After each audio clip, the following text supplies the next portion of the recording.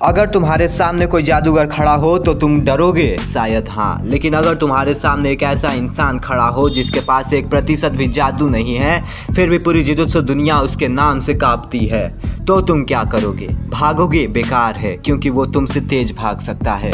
उससे छिपोगे? नामुमकिन, क्योंकि उसकी इंद्रियां हवा में फैली तुम्हारी सांसों को भी सूंघ सकती हैं। आइए आप सभी का मैं परिचय करवाता हूँ जुजुत्सु वर्ल्ड के सबसे बड़े राक्षस से, the sorcerer Toji Fushiguro Zenin clan. जहाँ ताकत का मतलब सिर्फ श्रापित ऊर्जा था, वहाँ एक बच्चा पैदा हुआ जिसके शरीर में शून्य श्रापित ऊर्जा थी। दुनिया ने उसे नाकारा, अपनों ने उसे दुत्कारा, उसे लगा कि वो कमज़ोर है, लेकिन कुदरत ने उसके साथ एक खौफनाक सौदा किया था। उसके बदले में उसे मिली हेवनली रेस्ट्रिक्शन, एक ऐसा शरीर जो लोहे से भी सख्त है, ऐसी रफ्तार जो रोशनी को भी मात दे दे, और ऐसी सूंघने और सुनने की ताकत कि वो बिना किसी श्रापित ऊर्जा के श्रापित आत्माओं को अपने नंगे हाथों से चीर सकता था। उसने खुद को दर्द के समुंदर में तपाया और फिर बनकर निकला द सॉर्सरर किलर। याद है वो दिन जब पूरी दुनिया सातोरु गोजो की आंखों के सामने घुटने टेकती थी, जिसे छूना भी लगभग नामुमकिन था, जिसके पास 6 आइज थी, लेकिन तोजी के लिए वो गॉड सिर्फ एक टारगेट था।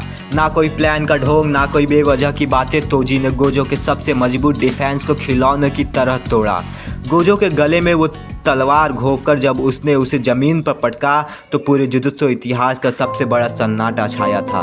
उसने अकेले दम पर उस भगवान को मौत के कगार पर उतार दिया था, बिना किसी मंत्र के, बिना किसी डोमेन के, सिर्फ अपनी हैवानियत और उस खौफनाक इन्वर्टेड स्पेयर ऑफ हेवन के दम पर। तोजी कोई हीरो नहीं था, ना ही वो कोई विलन बनने का शौक रखता था। वो बस एक ऐसा भेड़िया था जो अपनी शर्तों पर जीता था और अपनी शर्तों पर मारता था।